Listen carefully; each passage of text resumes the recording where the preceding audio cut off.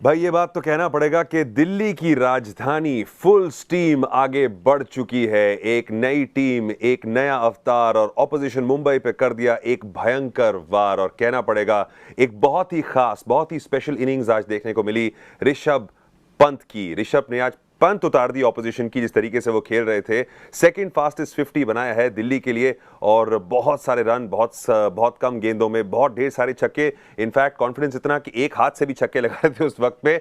और बढ़िया शुरुआत भी, 2 विकेटें खोई, लेकिन उसके बावजूद कॉलिन इंग्रम की बढ़िया पार्टनरशिप रही शिखर धवन के साथ और रन बनाए।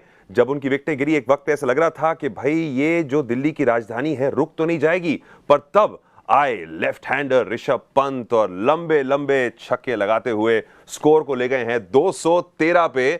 हमारा यार दोनों गेम में सोफा जो है बस बाल बाल बच गया है।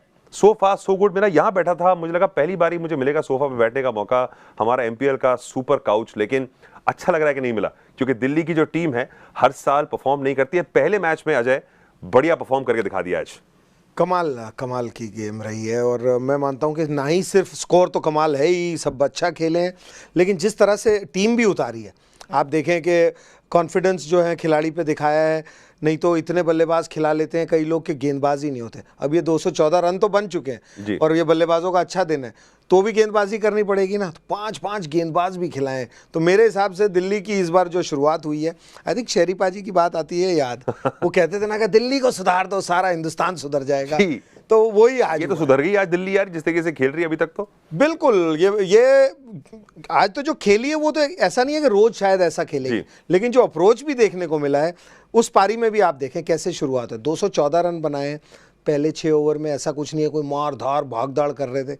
सॉलिडिटी जो ज़रूरत होती है वो देखी आपने। फिर कॉलिन इंग्रम ने आके गेम को अलग पेस पे लेके गए। जैसे शिखर धवन गए उसके बाद जो आए खेलने किमार पॉल, मैं उनका नाम नहीं ठीक से, कीमो पॉल आए, कीमा की तरह कीमो पॉल। तो मेरे को तो ये स्टाइल बड़ा अच्छा लगा जिस तरह से खेल रहे हैं। अब एक इंडिविजुअल नहीं खेल रहा, आज जो इनिंग्स देखिए वो अलग है, उस पर तो हम बाद में बात करेंगे आप।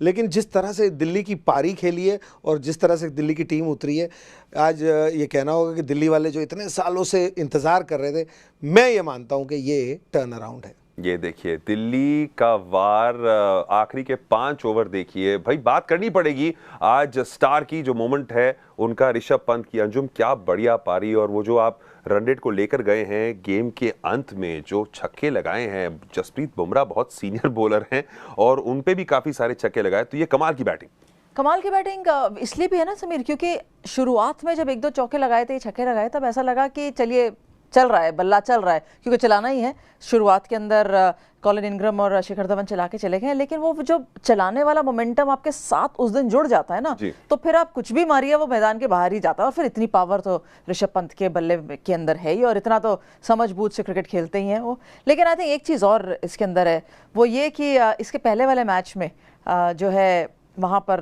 विजय शंकर ने रन बनाए हैं 40, और बहुत बढ़िया रन बनाए हैं। कहीं ना कहीं ये तो नहीं भूल सकते हैं कि हर मैच जो है बहुत सारे खिलाड़ियों के लिए यहाँ पर एक चुनौती है और एक अपॉर्चुनिटी है कि अगर आप यहाँ अच्छा खेलते हो, यहाँ रन बनाते हैं अपनी टीम के लिए और अपने लिए, तो आपको विश्व कप का टिकट भी मिलता है। तो वो चीज़ तो ज़रूर दिमाग में है। शुरुआत कैसी होती है वो सिर्फ देखनी है कि क्या आप अच्छे मोमेंटम से शुरू करते हैं या आप धीरे धीरे जाते हैं। लेकिन यहाँ तो विस्फोटक बल्लेबाजी जिसने दिखाई उसका बोलबाला रहेगा। भाई टिकट बुक कर लिए कि नहीं, अभी ऋषभ पंत देखना पड़ेगा। ये देखिए किस तरीके से परफॉर्म किया ऋषभ का जलवा अगर आपको दिखाएं।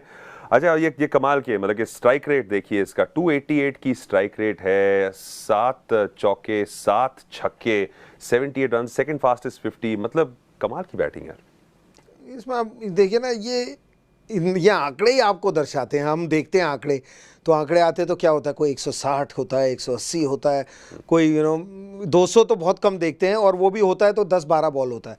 ये कितनी गेंदें हैं उसके बाद भी 288 है, शायद 288 मैंने ध्यान से, तो 300 के करीब है। तो ये दर्शा रहा है कि हर गेंद पे उन्होंने कहीं ना कहीं एक बाउंड्री लगाई है, एवरेज वो रन बनाए हैं। अभी तो ये सोचिए कि मुंबई वाले ये सोच रहे होंगे बच गए, ये बहुत देर में आए बारी का, क्योंकि ये जब बल्लेबाजी करने आए हैं तो 13 ओवर तो जा चुके थे। तो 120 गेंद के मैच में 80 गेंदें तो जा चुकी थी जब ये आए हैं। अगर ये कहीं जल्दी आ जाते तो क्या होता, पता नहीं क्या होता। प्लानिंग नहीं कर सकते। अगर आप गेंदबाज हैं तो आप प्लानिंग नहीं कर सकते। अगर आप ये देखो कि सामने गेंदबाजी कर कौन रहे थे, चाहे जसप्रीत बुमराह भी कर रहे थे या हार्दिक पांड्या कर रहे थे, तो ये रुक नहीं सकता बल्ला। तो अब जब चलने लगेगा, हो सकता है आगे जाके रोहित शर्मा का भी चल जाए। पर जिस तरीके से आज बॉलिंग कर रहे थे मुंबई के गेंदबाज, आपको लगा है कि सही लाइन एंड लेंथ पे बॉलिंग की, सही एरियाज पकड़े, या कहीं ना कहीं कॉन्फिडेंस मेरे ख्याल से बौखला सा गया जिस तरीके से बैटिंग हो रही थी? जब आप ऋषभ पंत के बल्ले से ऐसे शॉट निकलते हैं या किरण पोलार्ड के बल्ले से ऐसे शॉट निकलते हैं, तो फिर गेंदबाजों को तो नहीं पता होता कि वो क्या करें। वो सिर्फ इंतजार करते हैं कि धीरे डालें, ऊपर डालें, कैसे मर्जी डालें, लेकिन वो गेंद जाके स्टंप्स पर लग जाए। उससे ज्यादा आप कुछ कर नहीं सकते। लेकिन यॉर्कर्स भी इतनी ज्यादा कोई खास देखने को नहीं मिली आज। 3 विकेट्स आज मैकलैनगन के लिए, और जसप्रीत बुमराह के पहले 2 ओवर सिर्फ 10 रन दिए थे अजय, लेकिन उसके बाद एंड में जाके जो ने मार पड़ी है, मतलब कमाल।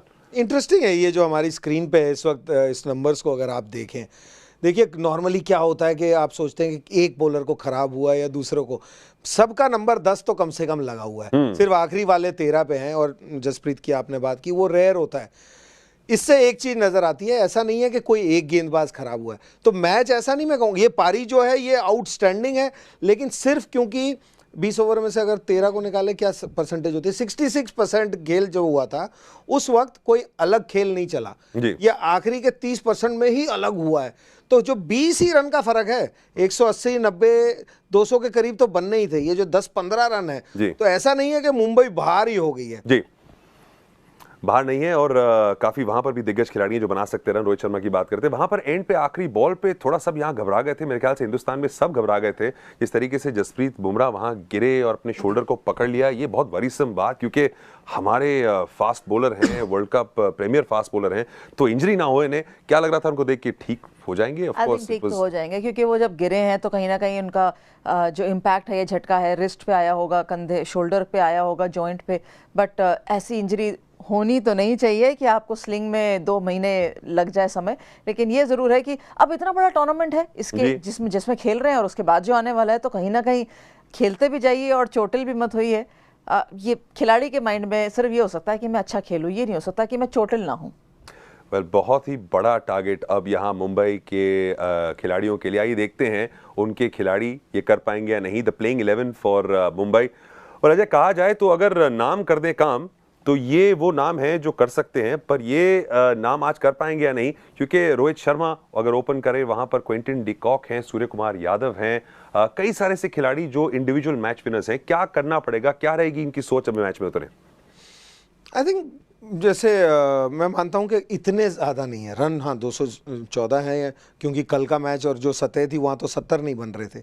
तो अगर सिर्फ स्टैट्स देख के अगर आप चलते हैं तो आपको लगेगा अरे 214 हो गए, लेकिन जिसने खेल देखा होगा पूरा, तो अगर आपकी तरफ से भी कोई ऐसी पारी खेले, क्योंकि वो 15-20 रन का ही फर्क है, वो पारी शुरू में अगर कोई बेहतर खेल गया तो ये रन भी आराम से हो सकते हैं, ऐसी बात नहीं। और अगर कोई टीम है जो इस स्कोर को चेस कर सकती है और कोई ग्राउंड है हिंदुस्तान में जहां पे आप इस स्कोर को चेस कर सकते हैं, तो यही है मुंबई की टीम।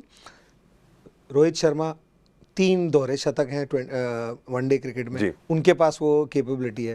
क्विंटन डिकॉक वो जिस गति से खेलते हैं, वो भी दुनिया के सर्वश्रेष्ठ खिलाड़ियों में, जब गति अच्छा खेलते हैं।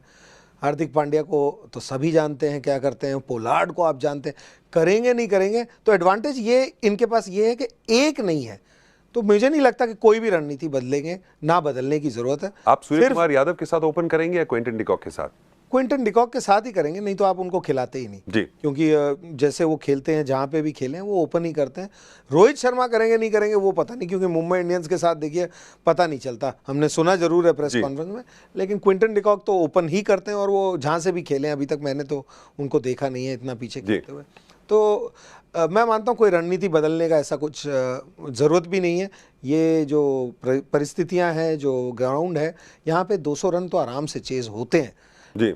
लेकिन अगर वो जो इम्पैक्ट हुआ है ना ऋषभ पंत की पारी का, वो इम्पैक्ट स्कोरबोर्ड से ज्यादा दिमाग में हुआ है। हाँ, एक वक्त ऐसा था जहां पर रोहित शर्मा कप्तान अपने सर से सर को छू रहे थे, और जब जसप्रीत बुमराह बॉलिंग कर रहे थे तो उनको किसी को समझ नहीं आ रहा था कि क्या हो रहा है इस वक्त। क्योंकि ऐसी चीजें बहुत कम देखने को मिली ना मुंबई के गेंदबाजी क्रम के विरुद्ध, मुंबई के खुद के मैदान में ऐसी चीजें देखने को बहुत कम मिली है। कोई ये दिल्ली का मैदान नहीं है जो छोटा है और वहां पर आसानी से आप लंबे छक्के लगा सकते हैं। ये मुंबई का मैदान है, मुंबई की सतह है, जहाँ गेंदबाजों को थोड़ी मदद मिलती है, कहीं ना कहीं टर्न बाउंस देखने को मिल सकता है। तो ये फर्क जरूर रहता है। और फिर पहले मुकाबले में आप सडनली आप सोचते हैं कि चलिए 160 70 80 के आसपास आप चेस कर रहे होंगे और सडनली एक ऐसा बल्लेबाज आता है जो ग्राउंड के हर तरफ लंबे छक्के लगा रहा है, तो आप सडनली सोचते हैं कि अच्छा अब मैंने क्या करना है, क्योंकि ये पहला मुकाबला है ना। आप कितनी भी कप्तानी करते हुए आए, कहीं भी खेलते हुए आए, लेकिन आप किसी भी टूर्नामेंट में जब पहला मुकाबला खेलते हैं तो आप सोचते हैं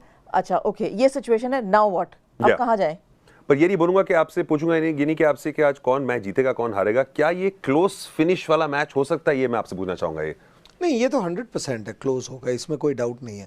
और ये मैच नहीं, मुंबई इंडियंस का आप कोई भी साल उठा के देख लीजिए, क्योंकि मुंबई इंडियंस कभी, जैसे मैं कहता हूँ ना, कई कप्तानों की टीम होती है, कई कोचों की टीम होती है। मुंबई इंडियंस जो टीम है वो स्कोरबोर्ड से चलती है। वो गेम अगर 120 होता है तो अलग खेलती है, 220 होता है तो अलग खेलती है। और इनके पास इतना फायर पावर है कि ये आखिरी तक इनके पास बल्लेबाज रहेंगे, सिवाय कि वो जो मैं कह रहा हूँ ब्रेन फ्रीज, क्योंकि ये जो है ना इम्पैक्ट, ये पहले 3-4 ओवर चलेगा जी, क्योंकि 10 मिनट का ही ब्रेक होता है। आप ड्रेसिंग रूम में आए होते हैं, गर्मी से आए हैं, 10 मिनट है, जो दो बल्लेबाज अंदर जा रहे हैं ना, उनका माइंड फ्रेश होने को टाइम नहीं मिलता। अगर वो फ्रेश नहीं हुए और वो जाके कहीं जल्दी शुरू कर दें, वो आ जाए जल्दी और अगला भी जल्दी चला जाए, तो कुछ गड़बड़ हो सकती है। अगर पहले 2 ओवर, मैं कहता हूँ 2 ओवर, ज़्यादा नहीं मांग रहा, पहले 2 ओवर विकेट ना गिरे तो ये मैच आपको क्लोज